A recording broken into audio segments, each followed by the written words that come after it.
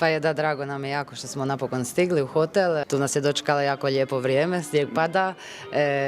Mislim da se sve veselimo tome, ali najviše se veselimo u početku svjetskog prvenstva. Pa uvijek vam nedostaje nekoliko dana ili još jedan tjedan. Ove igračice koje su odradile ovaj ciklus mini priprema su u relativno dobrom stanju. Neke koje jedan veći period nisu igrale, polako smo ih uvodili unutra. Za sada smo dobri, a ove dvije uvodne utakmice Senegal i Kina, vjerujem da će nas još dobro doći, da se još više uigramo i pripremimo za nastavak svjetskog prvenstva. Pa da, dvi cure igraju sa mnom u klubu, tako da mislim da više manje sve poznamo igračice, dosta ih igra po Francuskoj, ima još jedna u Rumunjskoj, tako da nije to nešto nepoznato, one igraju više europski rukomet.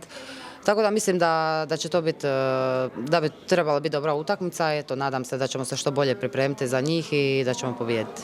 Pa je, naravno, otvaranje prvenstva je uvijek po meni jednako važno kao i posljednja utakmica, tako da smatram da moramo biti svoje, da igramo svoju igru, da poštujemo taktiku i ja vjerujem u pozitivan ishod. Pa cilj, naravno cilj ili jedna velika želja doći do četvrtfinala, bit će teško, to svi znaju, ali ne i nemoguće.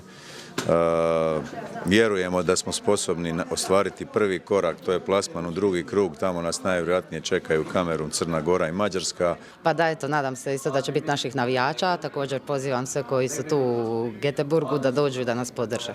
Pa naravno, prva utakmica po utakmica, kad dođe do toga križanja skupina, ja kažem, moramo dati u svaku utakmicu sve od sebe, onda ćemo razmišljati kasnije i kalkulirati šta i kako bi mogli, ali naravno nadamo se najboljem.